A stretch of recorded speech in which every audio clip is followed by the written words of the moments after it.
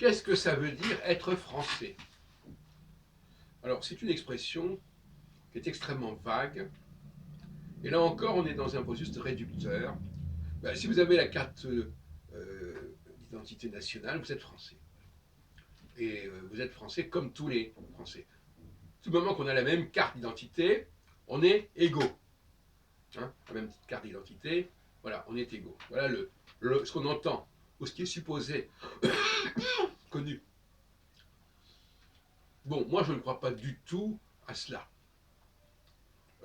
Là encore, c'est une sorte de dérive juridique. Hein. Le droit établirait une réalité, alors qu'il ne fait qu'établir une probabilité, une possibilité, une perspective. Il faut changer notre philosophie du droit. Le droit a une dimension fictive. C'est une fiction, le droit. C'est une fiction je dirais même que c'est presque de la science-fiction. Une fiction qui se projette dans le futur. Là, nous avons une dualité intéressante au niveau astrologique entre Jupiter et Saturne.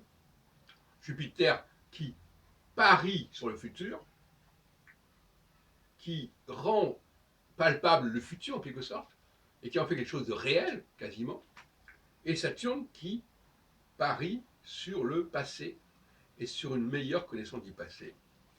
Comme Trump dirait, il faut retrouver l'esprit d'antan. America must be great again. Donc là, on a une opposition du tempérament politique qui rejoint quelque part d'ailleurs l'opposition entre la gauche qui serait jupitérienne et la droite qui serait saturnienne. Et selon mon astrologie, je peux déterminer à un moment donné si c'est Jupiter ou Saturne qui l'emporte. Et combien de temps ça prend et jusqu'à combien de temps ça va durer. Alors, le paradoxe, c'est que lorsque Jupiter et Saturne, qui sont les garde-fous en quelque sorte, les gardiens de ce monstre qu'est Mars, ce monstre déchaîné, ce diable quelque part, pour reparler comme les historiens du prophétisme, Satan déchaîné de temps à autre, eh bien, quand ces deux gardiens font des faux, on assiste à l'espèce de déballage martien, qui est lui non plus dans l'avenir ni dans le passé, mais dans le présent. C'est l'immédiat, c'est ce qu'il faut se faire tout de suite. Parce qu'on a un problème immédiatement, il faut résoudre pas tout de suite, avoir des résultats immédiats. Alors, pour canaliser cette énergie martienne, eh bien, il faut un Jupiter puissant et un Saturne puissant. En tout cas, l'un des deux.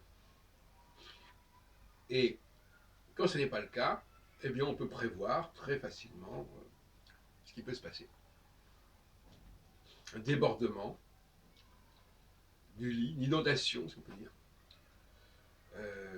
Et il faut que ce soit intégré dans la science politique, dans les sciences sociales, que la carence cosmique sur le plan Jupiter-Saturne provoque une espèce de tsunami social, qui est comme on pourrait prévoir une secousse sismique, etc.